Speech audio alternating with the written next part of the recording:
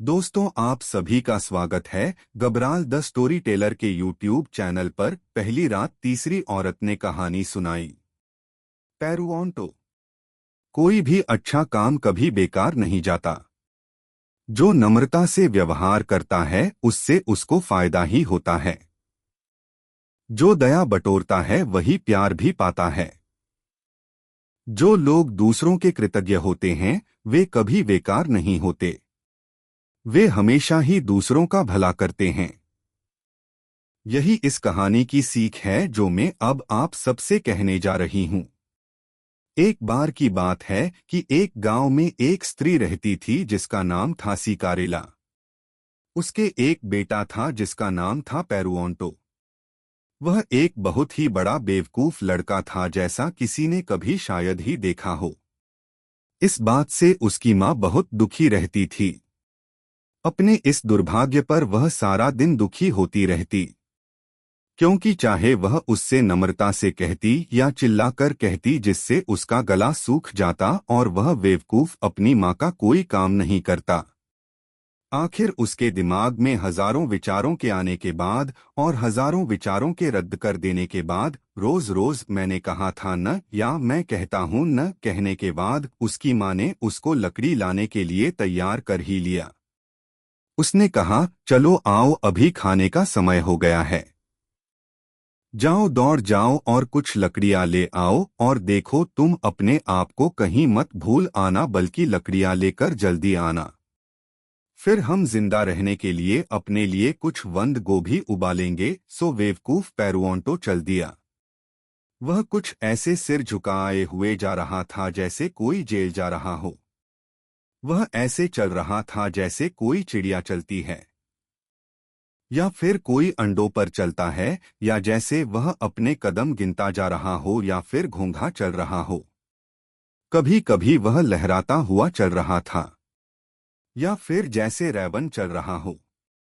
जब वह एक मैदान के बीच में पहुंचा तो वहां उसके बीच में एक नदी बह रही थी जिसमें पत्थर बड़ी बेतरतीबी से पड़े थे, जिसकी वजह से उसमें बहुत आवाज हो रही थी और वे उसका रास्ता भी रोक रहे थे। वहीं उसने यह भी देखा कि तीन नौजवान घास में एक चकमक पत्थर का तकिया लगाए तेज धूप में गहरी नींद सो रहे थे। सूरज की किरणें उनके ऊपर सीधी पड़ रही थीं। जब पेरुओंटो ने इनको देखा तो उसे लगा कि वे तो आग के फव्वारे में लेटे हुए थे। उसको उन पर दया आ गई। उसने ओक के पेड़ से कुछ लकड़ी काटी और उससे उनके ऊपर एक अच्छा सा शेड बना दिया। इस बीच वे तीनों नौजवान जो परी थे जाग गए, और पेरुओंटो की दया और नम्रता देखकर उन्होंने उसको एक टोटका दिया और कहा कि वह उससे जो कुछ भी कराना चाहेगा वह टोटका उसके लिए वही करेगा। पेरुओंटो यह अच्छा काम करने के बाद जंगल की तरफ अपने रास्ते चला गया। वहां उसने लकड़ी काटकर एक इतना बड़ा गट्ठर बनाया कि उसको खींचने के लिए एक इंजन की जरूरत थी। यह देखकर कि वह उसको किसी तरह भी अपनी पीठ पर नहीं ले जा सकता था, वह उसके बराबर में बैठ गया और जोर जोर से रोने लगा। मैं कितना किस्मत वाला होता अगर यह गट्टर मुझे घोड़े की पीठ की तरह लाद कर घर ले जाता। बस उसके ये शब्द उसके मुंह से निकले ही थे कि उस लड्डे के ढेर ने तो चलना और फिर घोड़े की तरह से कुलाचे मारकर भागना शुरू कर दिया। जब वह राजा के महल के सामने आया तो वह इस तरह से घूमकर खड़ा हो गया कि तुमको देखकर आश्चर्य होता। महल की खिड़कियों में से एक खिड़की पर कुछ स्त्रियों खड़ी थीं। ऐसा आश्चर्यजनक दृश्य देखकर वे राजा की बेटी वास्तोला के पास दौड़ी चली गईं। वास्तोला खिड़की की तरफ आई तो लकड़ी के गट्ठरों को अपने आप भागते हुए देखकर बहुत जोर से हंस पड़ी।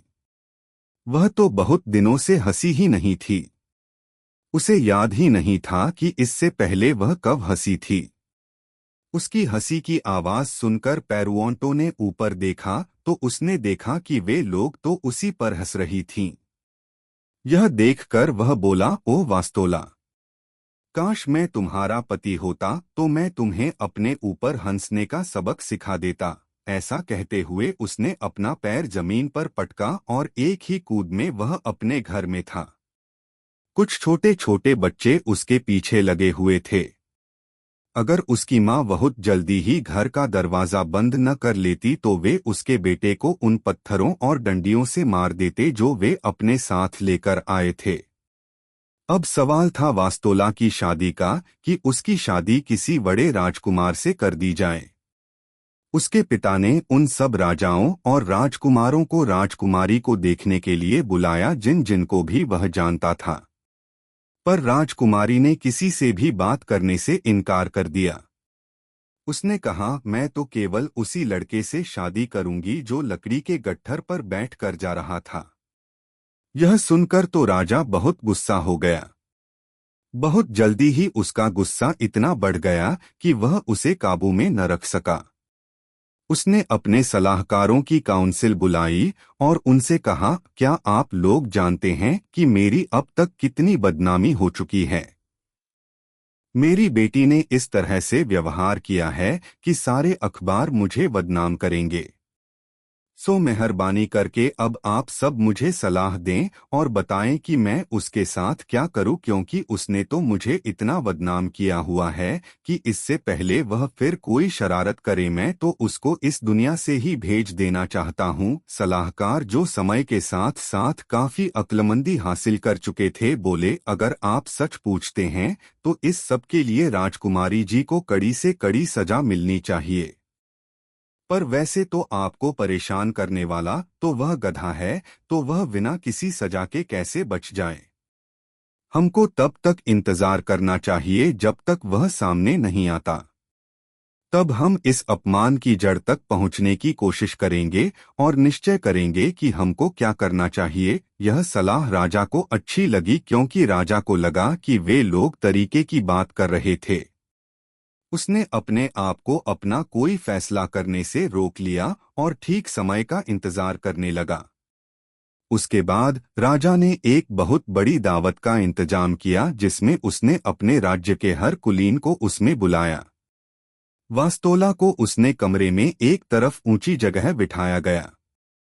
वह बोला, यह काम कोई साधारण आदमी नहीं कर सकता, और जब राजकुमारी उस आदमी को पहचान लेगी तो वह अपनी नजरों से उसकी तरफ देखेगी और हम उसको तुरंत ही पकड़ लेंगे और उसे अपने रास्ते से हटा देंगे। पर जब दावत खत्म हो गई और सारे मेहमान वहां से लाइन बनाकर चले गए, वास्तोला ने तो उनकी तरफ देखा भी नहीं, जैसे अलेक्जेंडर के कुत्ते खरगोशों की तरफ नहीं देखते थे। तो राजा और भी गुस्सा हो गया। उसने फैसला किया कि वह अपनी बेटी को तुरंत ही मार देगा, पर उसकी सलाहकारों की काउंसिल ने उसको फिर से शांत किया। वे बोल, योर मैजेस्टी, थोड़ा संभल कर, शांति से अपना गुस्सा थोड़ा शांत रखिए। ऐसा करते हैं कि कल हम एक दावत और रखते हैं जिसमें हम सब गरीब लोगों को बुलाएंगे। कुछ स्त्रियों ऐसी होती हैं जिन्हें नीचे लोग ही पसंद आते हैं। उनमें घास काटने वाले होंगे, मोती के गहने बनाने वाले होंगे, कंघी बेचने वाले होंगे जो आपके गुस्से की जड़ हो सकते हैं और जो इन बड़े आदमियों में नहीं थे। राजा को उनका यह तर्क अच्छा लगा, सो अगले दिन एक और दावत का इंतजाम किया गया जिसमें सब गरीब और नीचे लोग बुलाए गए, जैसे भंगी, सफाई करने वाले, रास्ता चलने वाले, भिखारी आदि। जब वे सब मेज पर बैठ गए तो उन्होंने खाने को बहुत जल्दी जल्दी खाना शुरू कर दिया। जब सिकारेला ने यह राजा का यह फरमान सुना तो उसने अपने बेटे पेरुओंटो से वहां जाने के लिए कहा, और वह तब तक उससे कहती रही जब तक वह दावत में जाने के लिए तैयार नहीं हो गया। जैसे ही वह दावत में पहुंचा तो वास्तोला बिना कुछ सोचे समझे चिल्ला पड़ी, वह रहा मेरा लकड़ी के गट्ठर वाला नाइट। जब राजा ने यह सुना तो गुस्से और अपमान से अपनी दाढ़ी नोचने लगा।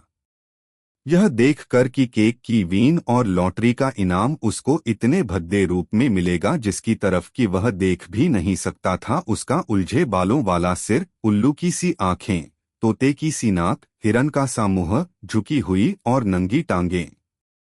उसको देखकर उसने एक लंबी सी सांस भरी और कहा, क्या देखकर मेरी जेड जैसी बेटी ने इस राक्षस को शादी के लिए चुना है? इस वालों वाली टॉग वाले के साथ वह कैसे नाचेगी? हे भगवान, किसने उसके ऊपर यह जादू डाला है? पर हम इंतजार क्यों करें? इसकी सजा वह अपने आप भुगते जो उसे मिलनी चाहिए।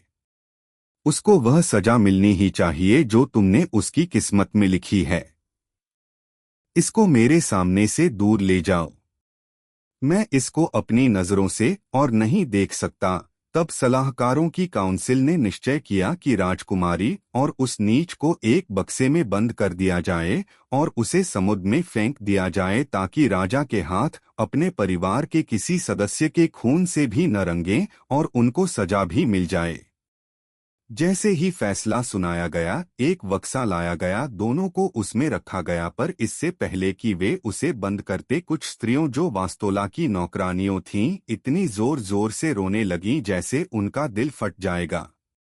रोते रोते उन्होंने एक टोकरी किशमिश और सूखे अंजीर उनके बक्से में रखवा दिए ताकि उनके सहारे वह कुछ देर तक जिंदा रह सके। उसके बाद बक्सा बंद कर दिया गया और समुद्र में बहा दिया गया। हवा के बहाव से वह बक्सा समुद्र के ऊपर तैर गया। वास्तोला तो यह सब देखकर रोने लग गई जब तक उसकी आंखों के आंसुओं की नदियों नहीं बन गईं। वह पेरुओंटो से बोली, यह हमारी कैसी बदकिस्मती है। काश मैं जानती कि मेरे साथ यह चाल किसने खेली है जिसकी वजह से मैं आज इस तहखाने में बंद हूँ। मैं यही नहीं जानती कि मैं इस हालत में कैसे आई। ओ बेदर्द आदमी, तुम ही मुझे बताओ कि तुमने मेरे ऊपर ऐसा क्या जादू पढ़ दिया है।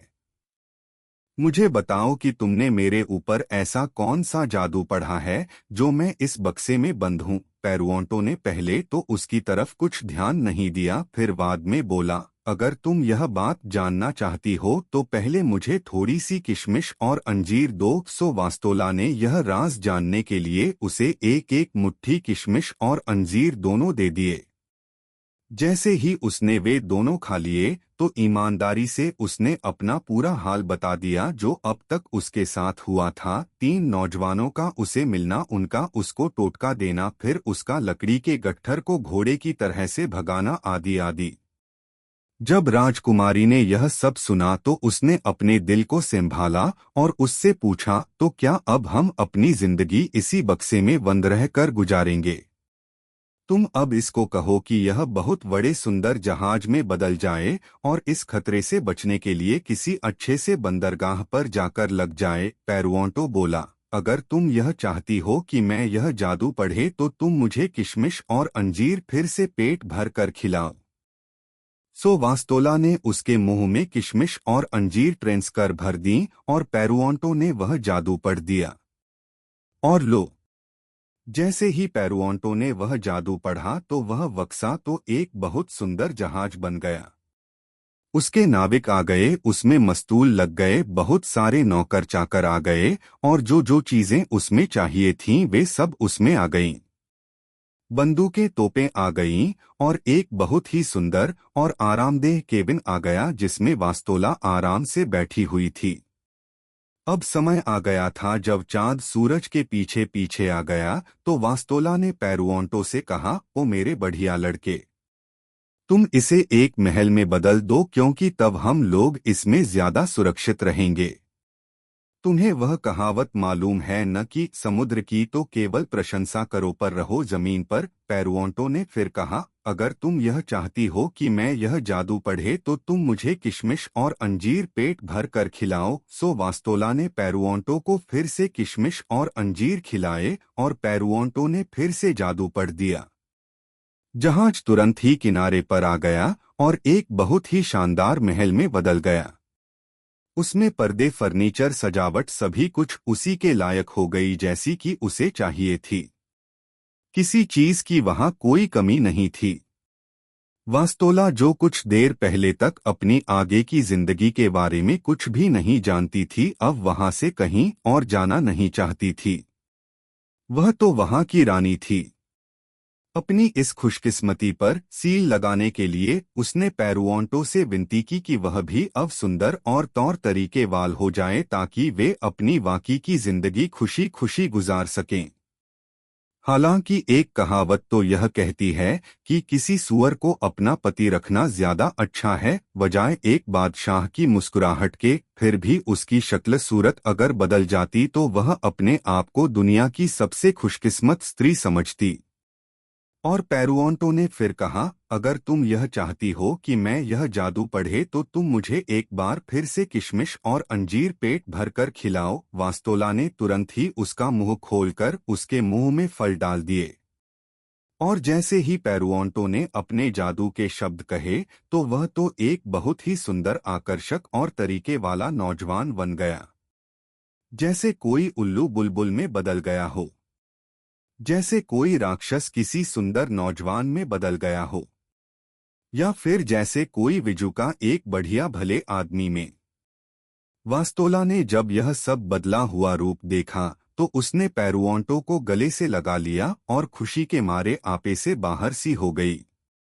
फिर वे कई साल तक खुशी खुशी रहे। इस बीच राजा बूढ़ा हो गया और बहुत दुखी हो गया। एक दिन उसके दरबारियों ने उसको खुश करने के लिए शिकार का प्रोग्राम बनाया।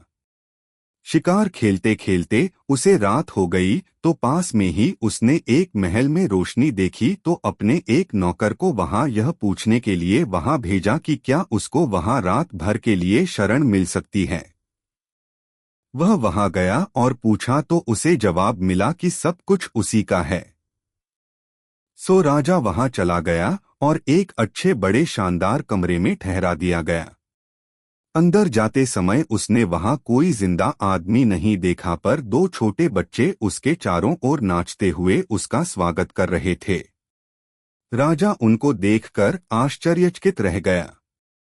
वह तो वहां ऐसे खड़ा रह गया जैसे किसी ने उस पर जादू डाल दिया हो। वह वहीं पास में पड़ी एक मेज पर बैठ गया। उसका आश्चर्य और भी बढ़ गया जब उसने देखा कि उस मेज पर फ्लैंडर्स का मेजपोश बिछा हुआ था और वहां पर अदृश्य रूप से खाने की प्लेटें लगी हुई थीं जिनमें भुना हुआ मांस था और दूसरे बढ़िया खाने रखे हुए थे। उसने वहां एक राजा की तरह खाना खाया जबकि दोनों बच्चे उसके पास ही खड़े रहे। वह जब तक मेज पर बैठा रहा तब तक संगीत बजता रहा जो उसके शरीर को आनंद दे रहा था।